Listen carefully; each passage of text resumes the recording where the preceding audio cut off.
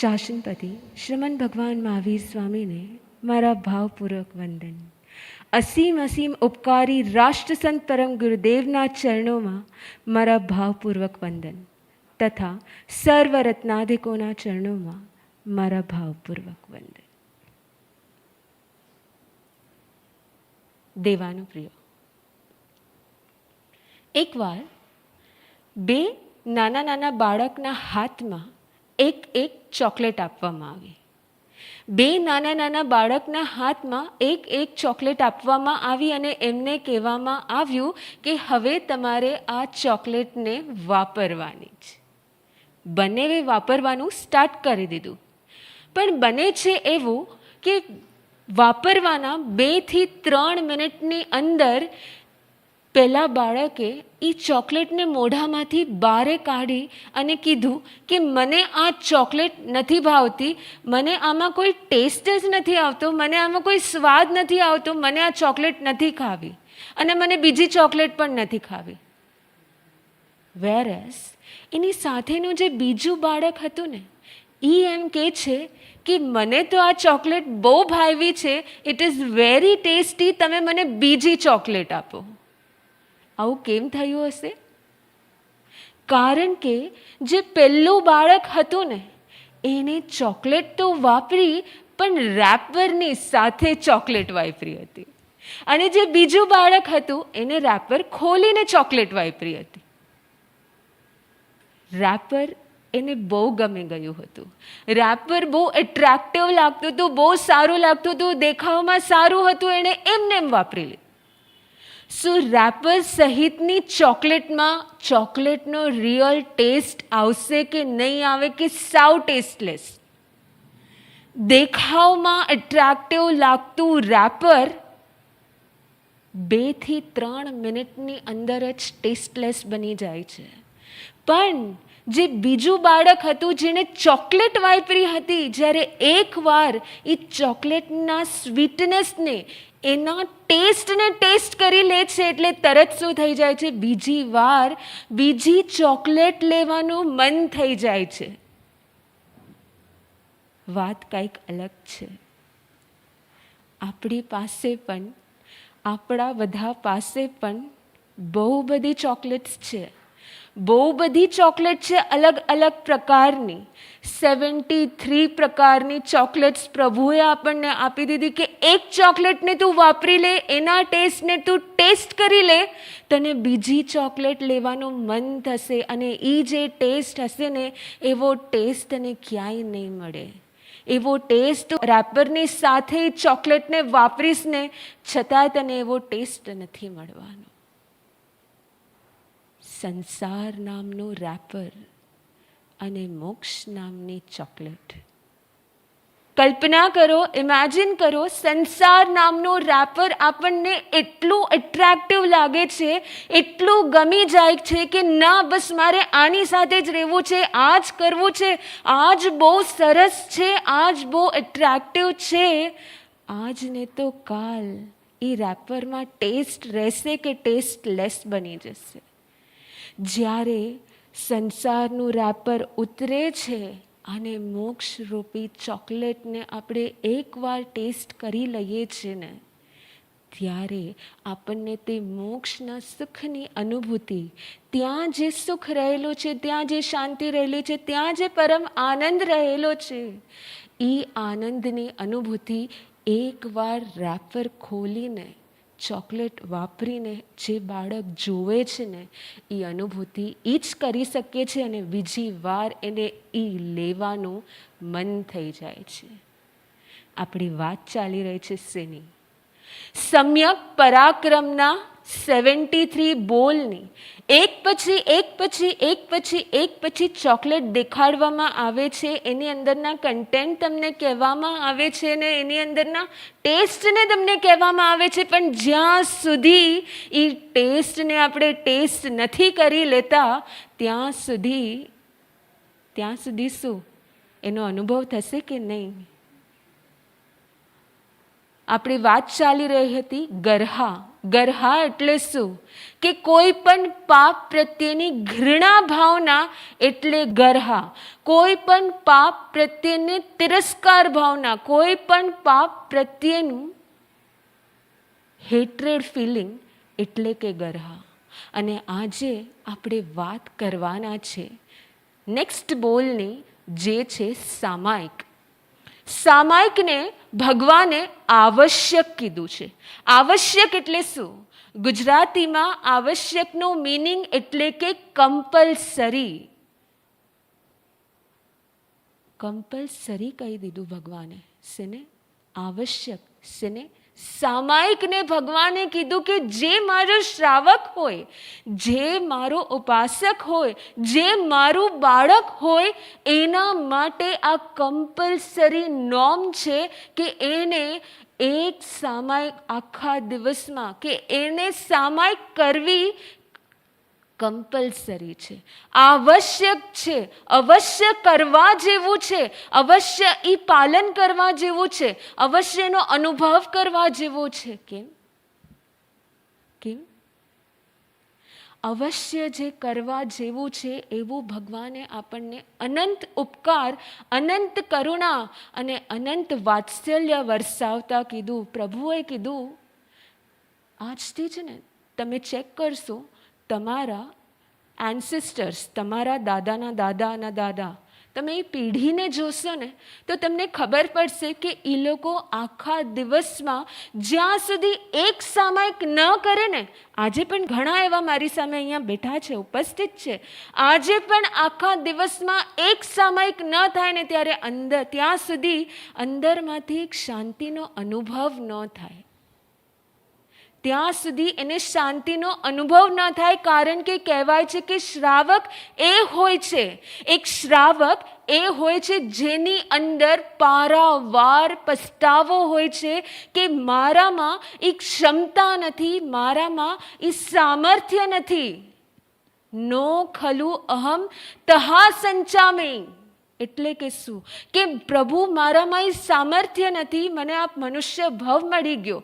મનુષ્ય ભવ મળ્યા પછી આ મનુષ્ય ભવમાં સર્વશ્રેષ્ઠ કોઈ કરવા જેવી સાધના હોય તો એ સાધના છે સંયમની સાધના. પણ મારામાં એ ક્ષમતા નથી, મારામાં કદાચ અત્યારે પાત્રતા નથી, યોગ્યતા નથી, માટે આજે હું શું નથી કરી શકતો? સંયમને ગ્રહણ નથી કરી શકતો ને મારે આ સંસારમાં રહેવું પડે છે. પ્રભુએ કીધું કે જેને આ સંસારમાં રહેવું પડે, આ ભાવ સાથે જે પોતાના સંસારમાં રહેતો હોય ને, એ આત્મા જૈન હોય. એ આત્મા જૈન કહેવાય. અને જેને સંસારમાં આનંદ આવતો હોય, જેને સંસાર રૂચતું હોય, જેને સંસાર ગમતો હોય ને, એને જૈન ન કહેવાય. કારણ કે એક આત્માના આંખમાં જ્યારે આંસુ હોય ને, પ્રભુએ કીધું કે મારી આંખમાં આંસુ આવી જાય છે કે મારાથી કોઈ જીવની હિંસા ન થઈ જાય. પ્રભુની આઈસ કેવી હોય? પ્રભુની બે આંખો કેવી હોય? જે આંખોમાંથી સતત અને સતત શું વહેતું હોય? કરુણા વહેતી હોય, પ્રેમ વહેતો હોય, હરેક જીવ પ્રત્યે વાત્સલ્ય વહેતું હોય. અને પ્રભુનો સાધક, પ્રભુનો બાળ, એની આંખમાંથી જો આંસુ ન આવે, એની આંખમાં સંસારમાં રહ્યા પછી જો આંસુ ન આવે તો એ પ્રભુનો બાળ ગણાય કે ન ગણાય? ગણાય કે ન ગણાય? માટે મારી આંખમાં હંમેશા આંસુ આવવા જોઈએ કે મારા જીવનના કારણે બીજા અનેક જીવોનું શું થઈ રહ્યું છે? મૃત્યુ થઈ રહ્યું છે. પણ પ્રભુ મારી અત્યારે એક ક્ષમતા નથી, મારી અત્યારે એક કેપેસિટી નથી કે હું શું કરી શકું? હું 24 કલાકનો સંયમ ગ્રહણ કરી શકું. 24/7 365 ડેઝનું સંયમ જીવન ગ્રહણ કરી શકું, જેમાં કોઈ જીવોને હિંસા ન થતી હોય, જેમાં દરેક જીવ પ્રત્યે પ્રેમ, વાત્સલ્ય, કરુણા, સ્નેહ અવિરત વહેતો હોય. મારામાં કદાચ એ ક્ષમતા નથી, પણ પ્રભુ માટે હું 48 મિનિટ્સ માટે આપના જેવો સંયમ જીવનનું ગ્રહણ કરું છું. પ્રભુએ કીધું તારાથી ન થાય, ઓકે, વાંધો નહીં, નથી કીધું, ઓકે, તારાથી ન થતું હોય તું સંયમ ન ગ્રહણ કરી શકે, ઓકે, પણ આખા દિવસમાં 48 મિનિટ્સ એવી હોવી જોઈએ જેમાં આપણે કોઈ પણ પ્રકારનું પાપ ન કરતા હોય. અને એને કહેવાય છે શું? એને કહેવાય છે આ મનુષ્ય ભવ મળ્યો. મનુષ્ય ભવની સાર્થકતા કદાચ આપણે સંયમ લઈને નથી કરી શકતા, પણ 48 મિનિટ્સની એક સામાયિક લઈને હું મારી અંદર તે સંસ્કારોને દ્રઢ કરું છું. હું મારી અંદર તે સંયમના સંસ્કારોને ધીરે ધીરે કરીને સ્ટેપ બાય સ્ટેપ જઈને હું એને દ્રઢ કરું છું. તમારી પાસે મર્સિડીઝ લેવાનું કે BMW લેવાની ક્ષમતા જ્યાં સુધી ન હોય, કોસ્ટલી હોય, એક્સપેન્સિવ હોય, એ એક્સપેન્સિવ કાર તમારી પાસે લેવાની ક્ષમતા ન હોય ત્યાં સુધી તમે એને પરચેઝ નહીં કરો કે તમારી પાસે મારુતિ કે બીજી કોઈ કંપનીની કાર લેવાની ક્ષમતા છે તો તમે એ કારને પરચેઝ કરશો. મર્સિડીઝ લેવાની રાહ જોશો કે અત્યારે હું એકવાર માટે આ તો લઈ લઉં, મારા બજેટમાં જે છે એ કારને લઈ લો, મર્સિડીઝ લેવાશે ત્યારે લેવાશે. બસ આ જ ફરક છે. દીક્ષા સંયમ લેવાશે ત્યારે લેવાશે, પણ અત્યારે હું 48 મિનિટ્સનું સાધુત્વનું પાલન કરી શકું કે ન કરી શકું? અવશ્ય કરી શકું. અને કરી શકું કરતાં મારે અવશ્ય કરવાનું જ છે. આ ભગવાનની શું છે? આજ્ઞા છે. આ ભગવાને કીધું છે. આ ભગવાને આપણા જેવા બાળ જીવો માટે, આપણા જેવા નાના નાના બાળકો માટે ફરમાવેલું છે. પણ છે ને, સાવ ઇઝી છે, સાવ ઇઝી છે. ઘણા લોકો એમ કે માસતીજી છે ને અમને સામાયિક કરતા નથી આવડતી, પાઠ બોલતા નથી આવડતો.